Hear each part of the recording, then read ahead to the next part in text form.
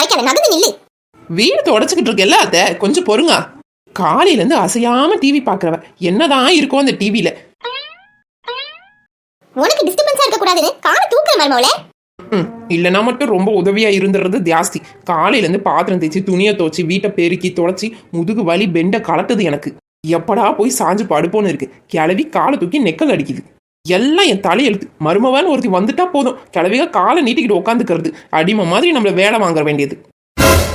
மருமவளே என்னங்க அத்தை, இப்ப டிவி பார்க்கும் போது கடிச்சுக்க எதனா வேணும், அதை என்ன தொடச்சிட்டு எடுத்துட்டு வந்து தாரேன். அட என்ன மருமவளே, என்ன போய் இப்படி சொல்லிட்ட? காலையில இருந்து நீ கஷ்டப்படுறியே, உனக்கு எதனா ஒத்தாசையா இருக்கும்னு எழுந்து வந்தேன். என்ன அதிசயம், நம்ம பேசினது கடவுள் காதுல விழுந்துருச்சோ? டப்புன்னு திருத்திருச்சு கிளவியே.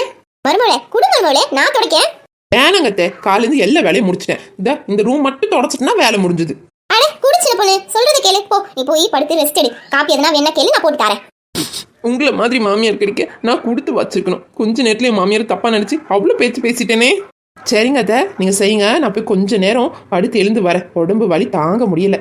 எம்மாடியோ, முதுகு வலி தாங்கலையே, கை காலெல்லாம் வலிக்குதே. எப்படி இதை தொடச்சு முடிக்க போறேன்னு தெரியலையே. ஏமா இந்த வேலையெல்லாம் நீ பாத்துக்கிட்டு இருக்க? சின்ன பொண்ணு எங்க? அவ உள்ள நல்ல காலை நீட்டி படுத்து ரெஸ்ட் எடுத்துக்கிட்டு இருக்காப்பா. எத்த